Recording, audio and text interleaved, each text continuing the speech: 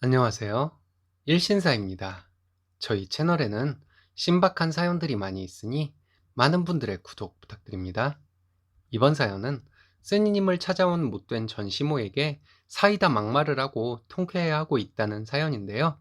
함께 보시겠습니다. 소송하시려면 하세요.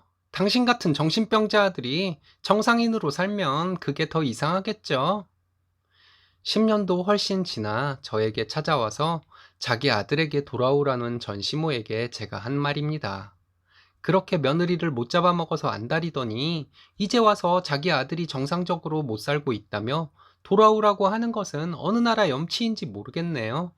시원하게 지르고 나서 나오는 저희 뒤통수에 대고 숫자 욕을 하던 전시모에게 뒤돌아서 활짝 웃어주었습니다.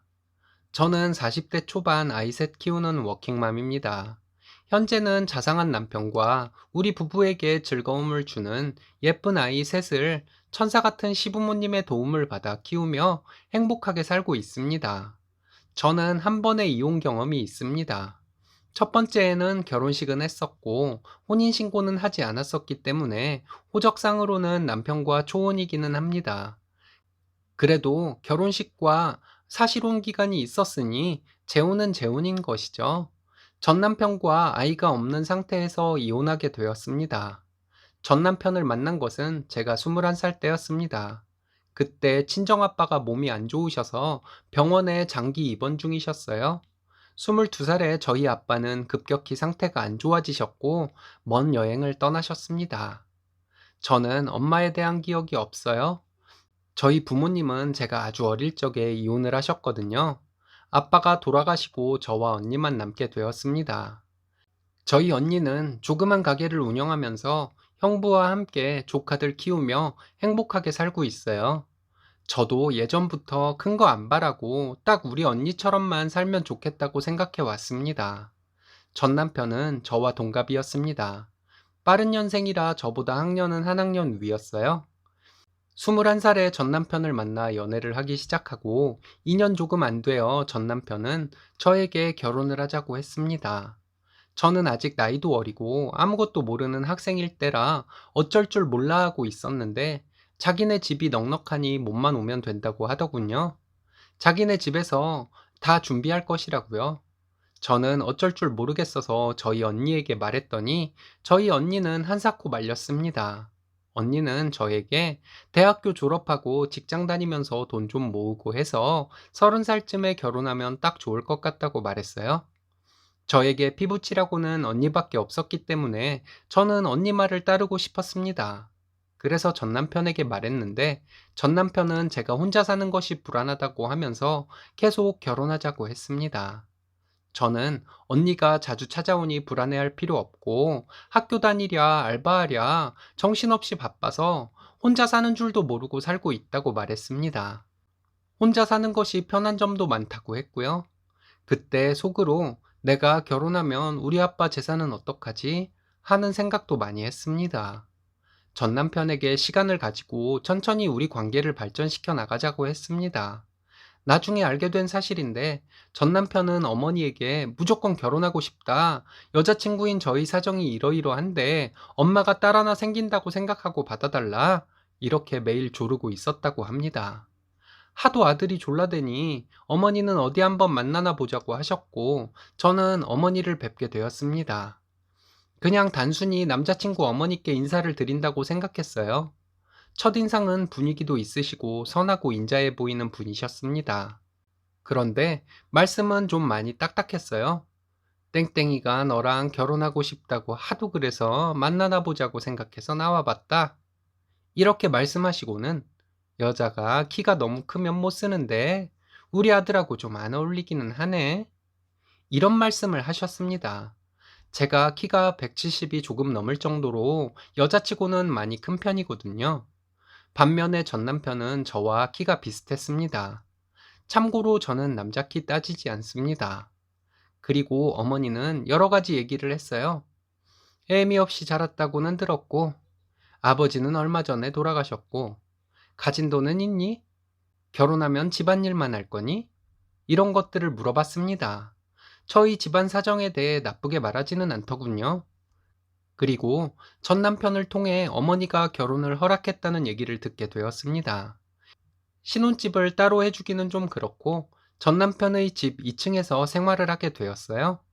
전 남편의 끊임없는 구애가 감동적이기도 하고 어린 마음에 앞으로 이렇게 저를 원하는 남자를 만나기도 쉽지 않을 것 같아서 결혼을 했습니다. 언니가 결혼을 준비하는 동안 저를 많이 도와줬어요. 그리고 미안한 표정으로 300만 원을 주었습니다. 그 돈으로 저는 시부모님 선물과 한복을 해드렸습니다. 결혼식 당일에 시어머니의 본성을 살짝 맛보게 되었습니다. 저는 그때 23살이었어요.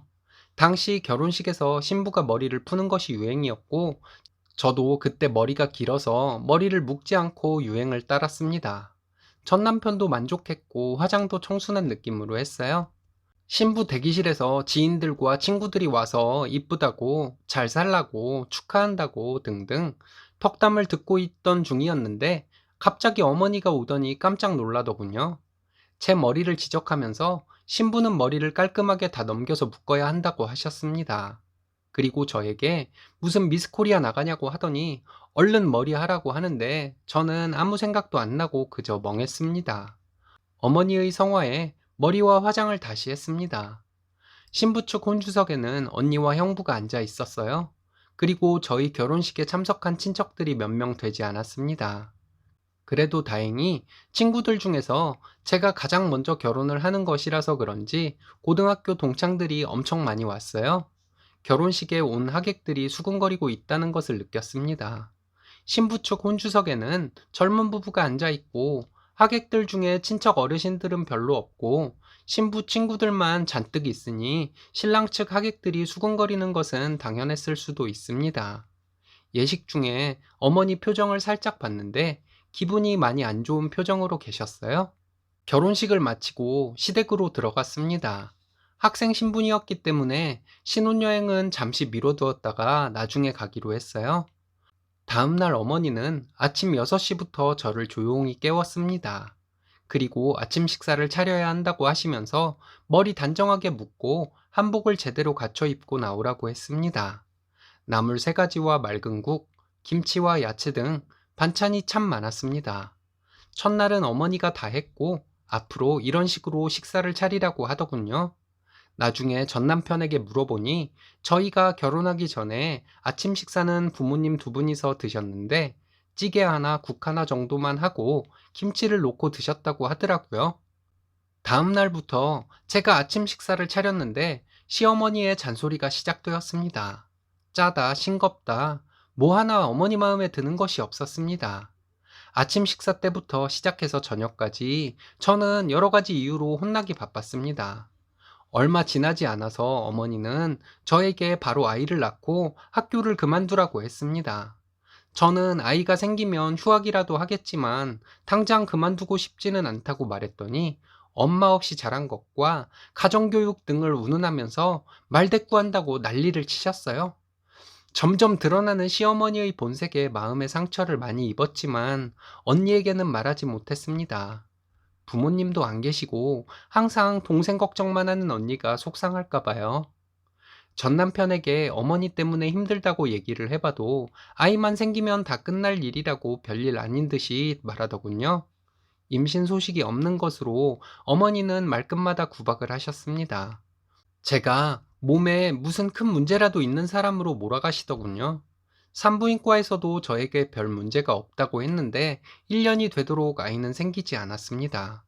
지금 생각해보면 학교 다니면서 집안 살림을 다 하고 어머니의 모진 소리도 감내하며 살았으니 그때 스트레스가 이만저만한 것이 아니었을 거예요. 그래서 아이가 안 생겼던 것이었겠죠. 어머니는 전 남편이 외동이라고 저에게 최소 아이 셋을 낳으라고 했습니다. 그러다가 결혼한 지 1년 좀 넘어서 임신이 되었어요.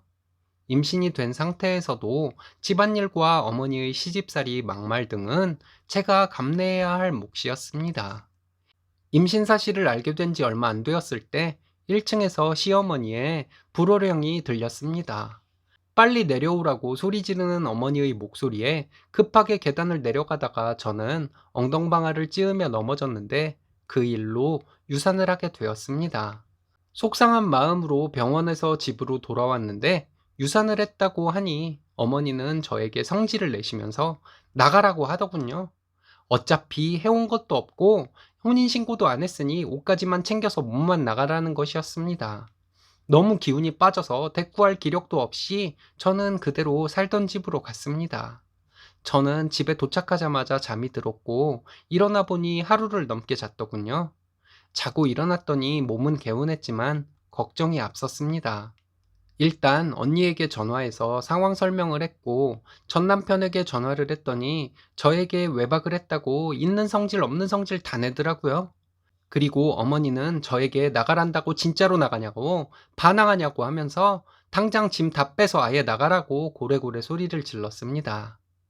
하늘이 무너지는 것 같았는데 언니와 형부가 저를 안심시켜주고 함께 가서 짐을 빼주고 했습니다. 그렇게 어이없게 저의 첫 결혼 생활은 끝이 났습니다. 그 후에 학교를 졸업하고 직장을 다니다가 29살에 지금의 남편을 만났습니다. 운동을 하다가 만났는데 저에게 적극적으로 관심을 보이더군요. 진심으로 다가오는 그 사람에게 저도 마음이 생겨서 일단 제 과거부터 얘기하고 더 이상 다가오지 말라고 했습니다.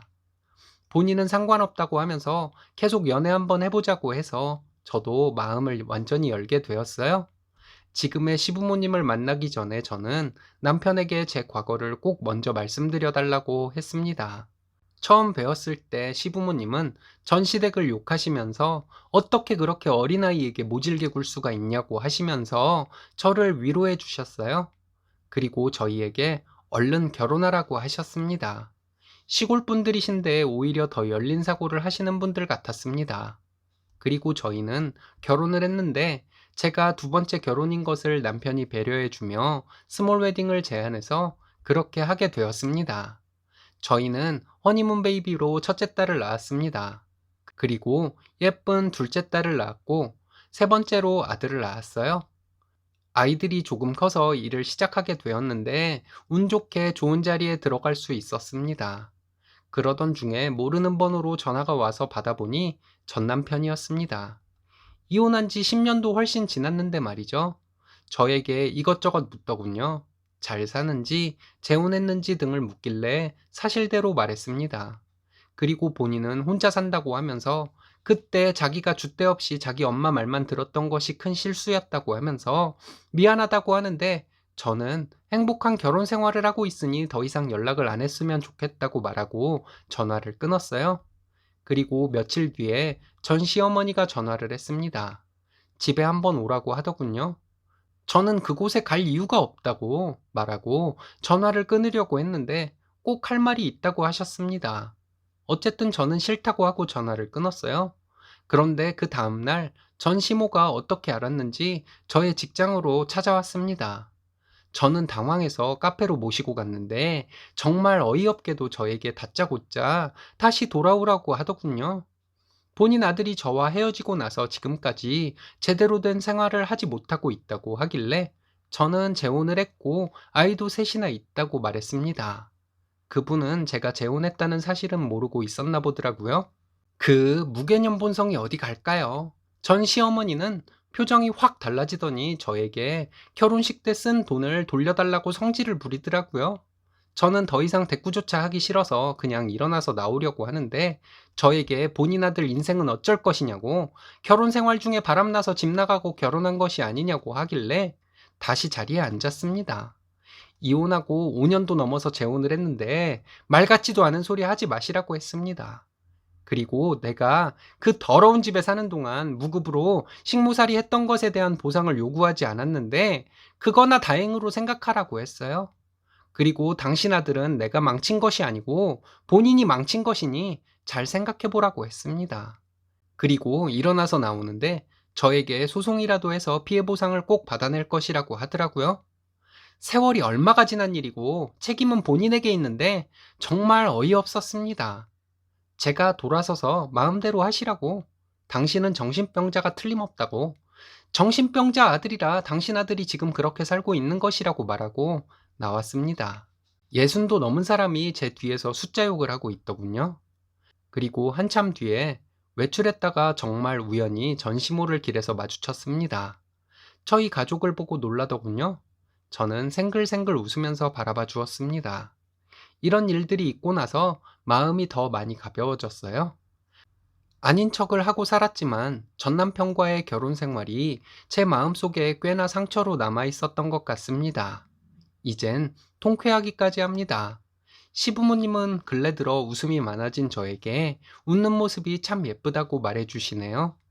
내 부모님이 좋다고 하시니 더 웃어야겠죠. 긴 글 읽어주셔서 감사합니다.